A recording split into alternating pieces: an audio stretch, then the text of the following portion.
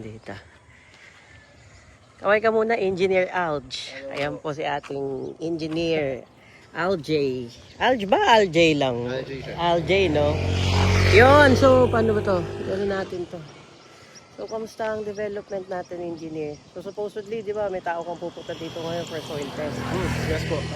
Medyo na-delay lang yung arrival nila. Pero for now po, scheduled kasi tayo mag-perform ng dalawang boreholes dito sa Ligas side.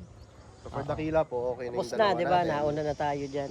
Na-hold lang po tayo kasi hinintay natin yung pag-mature ng palay. Yung pananim. Oo. So, Pero ngayon, nakausap naman na natin the owners.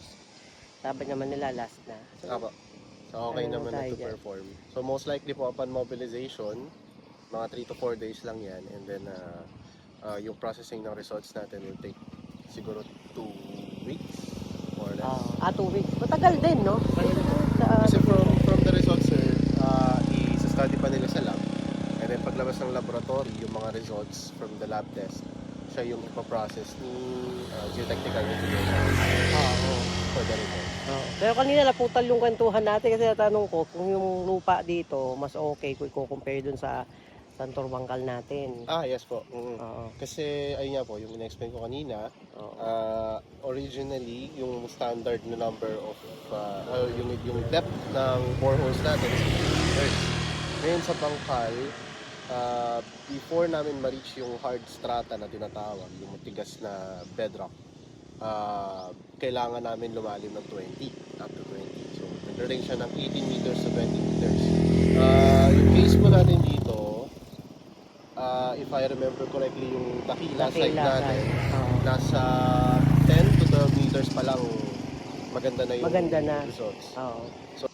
Pero eventually magtatambak din naman tayo, in which dito din gagawin din natin yun. Ang advantage lang sir dito, hindi natin kailangan mag-pull out ng soil. So ngayon dun sa Bangkal, ang recommendations po kasi namin is pull out, magpapalit tayo. Kasi, tapos tambak. Palit muna and then tambak. Okay. Dito okay na, so mas maganda yan dito. Definitely po dito, pwede tayong magtambak agad. Kung ano na, papayagan na tayo mag-start ng development. Yes. Medyo malayo-layo pa, engineer, ang lalakbayin natin for development. Kasi we need to complete the development permit. Well, I think dito sa part na to, since magiging pangatlo na natin to, magiging mas mabilis na because we know the process na definitely, no? Even kila architect, hindi na pabalik-balik yung papel. Yun kasi yung naging challenge natin, no? Yes, sir. Dun sa Bangkal kasi medyo nakipagkapaan pa tayo kay LGU. Tapos ngayon kay DSUD. Pero kagaya nun sir, if i-ano ko lang din sa Niyugan part natin, actually tapos na yung plans namin April mid-month pa. Mid-month. April mid-month. Ang problem is, yun nga po, since nagkaroon pa ng adjustments due to ibang requirements ni LGU, like for example, yung minimum MRF na kailangan niya, mga garbage room, and then yung mga title block, pinag-a-adjust namin lahat.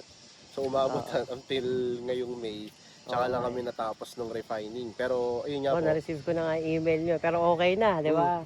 Yun naman po, yung advantage naman nun sir, since natuto tayo sa Bangkal and sa Niyugan, definitely yung mga susunod na properties natin will be much easier pagka ginawa na. So after nandito, pero meron pa kayong assignment ha?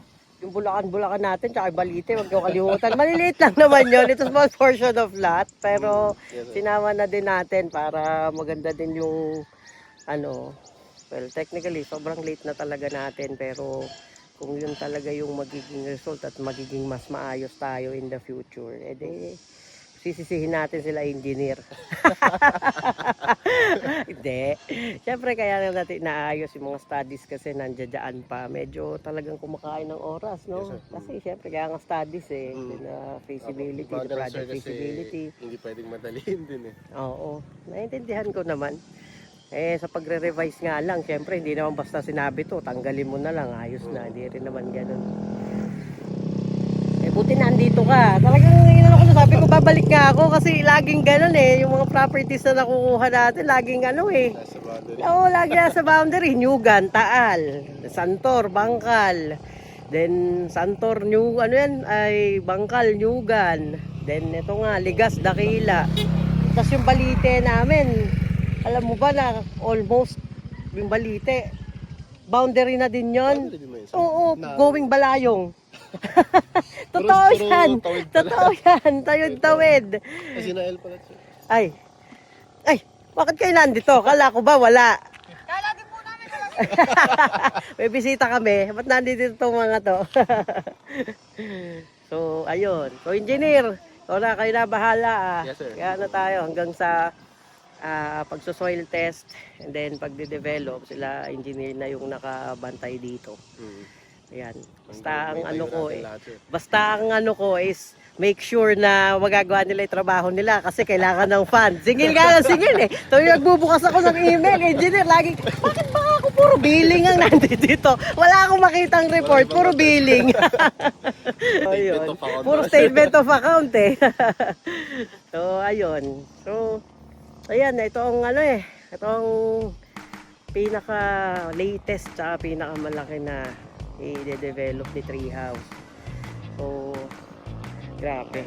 Ito actually engineer yung project na nung nagsimula kami, hindi naman nag-bring ng problema. Pero na nakita na, kasi nung una, nung maliliit pa lang, engineer, para lang kami naglalaro talaga eh.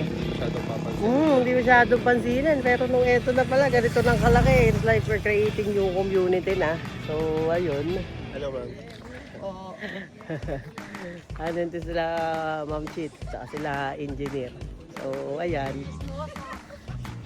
Hi! Nag-aanuhan nyo dyan. Meron yata. Ba't ba kayo nandito?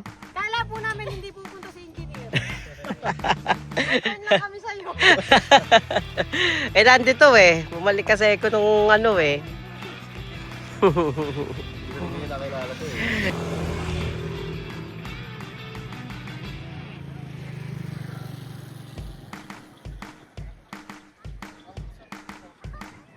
Tatanaw nyo ba ang mga lupain na yan na abot ng mga mata nyo? Oh. Utang namin yan! Utang! Si ate Susan, may kaibigan naman kayo. Tita, ba't tulad ko? Ano alam niyo? Inaya na nga po siya kahapon ni Kuya Alan. Ayaw niya dito.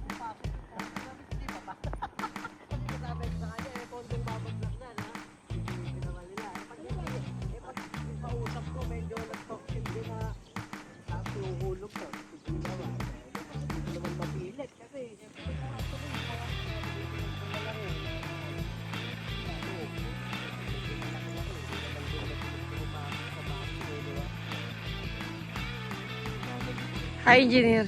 Hindi ako nagpabango. Maamoy ba dito yung engineer? Baka maamoy ako sa camera. Parang ano, no? Parang ang lamig-lamig kung tumayo kayo dyan. Yung tayo nyo, parang nilalamigan kayo. Kasi yung hangin, no? Presko kasi. Ano, sabay sa araw. From Presko daw. Sana all fresh. Diyan ka lang, Dan. Ano ka dyan? Sunkiss. Visit ka.